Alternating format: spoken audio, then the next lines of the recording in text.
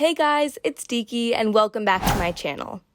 I hope you're having an amazing day, and in today's video, I'm going to be showing you how to annotate your videos using iMovie. For those of you who don't know what annotating is, it's basically when you add text or callouts over a video that can help draw the viewer's attention to a specific object or thing in the video, and they can be super useful in tutorials. I made a similar video a few months ago for Final Cut Pro, and I thought that it would be a good idea to show you how to do it using iMovie, just because I know that a lot of people don't have access to Final Cut Pro. But also, annotating videos in iMovie requires a lot more steps compared to Final Cut Pro.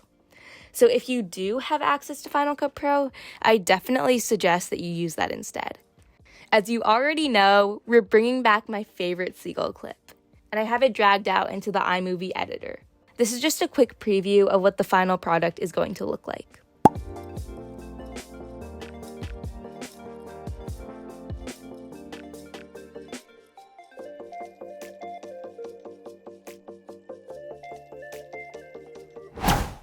The first thing you're going to do is open up Canva. Create a design with the dimensions 640 by 360. Now you can drag out a circle, and then an arrow pointing to the circle, and then maybe add some text if you want to be fancy. I'm just going to write seagull,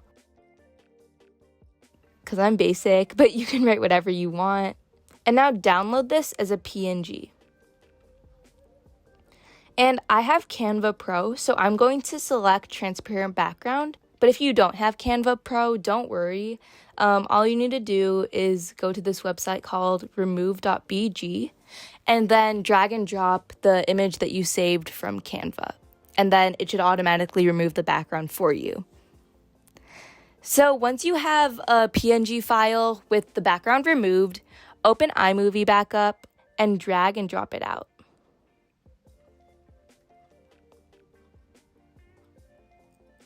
Now the first thing I want to do is speed up my seagull clip because I think that it's pretty slow and it's going to be boring to watch the whole thing.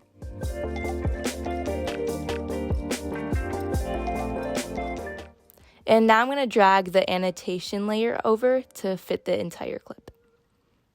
Now you may notice that the annotations clip has a little bit of a Ken Burns effect, which is where it just zooms in a lot. And you can see that right over here. And to fix that, all you need to do is go to this crop icon and click crop to fill. And that's it. Now pick a seagull that you really like, and that's going to be the seagull that the circle follows around. For those of you who watched my Final Cut Pro tutorial, you already know that I picked the seagull in my last video. So I think I'm going to use that seagull again, just to keep it simple. And to make sure that the circle follows the seagull around, make sure you have the top clip selected. Go to this icon and select Picture in Picture. Now you can make it bigger so that it fits around the seagull. Now it's time to do our keyframing.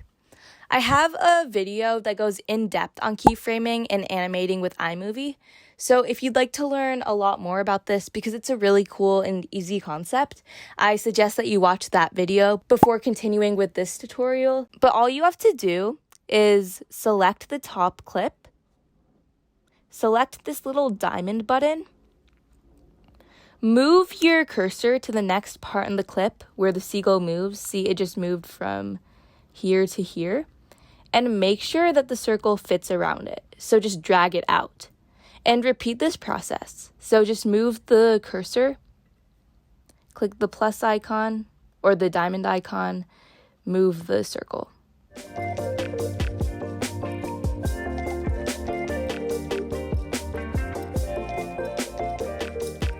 And that's it, you're all set.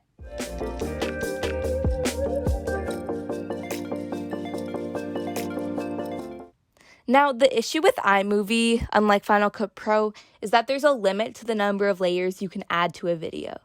For example, it won't let me add another image on top of this. So if I try and drag out this again, it's not going to let me add it on top. It'll just add it next to it. So that means that you can't add more than one annotation. But there's actually an easy fix. All you need to do is download the video. I'm just going to save it as Seagull 1. And then I'm just going to save it to my downloads. And then you're going to reopen it into iMovie. And now open iMovie back up and drag and drop the video we just saved. Now you can repeat the exact same process as before. And you can do this as many times as you want.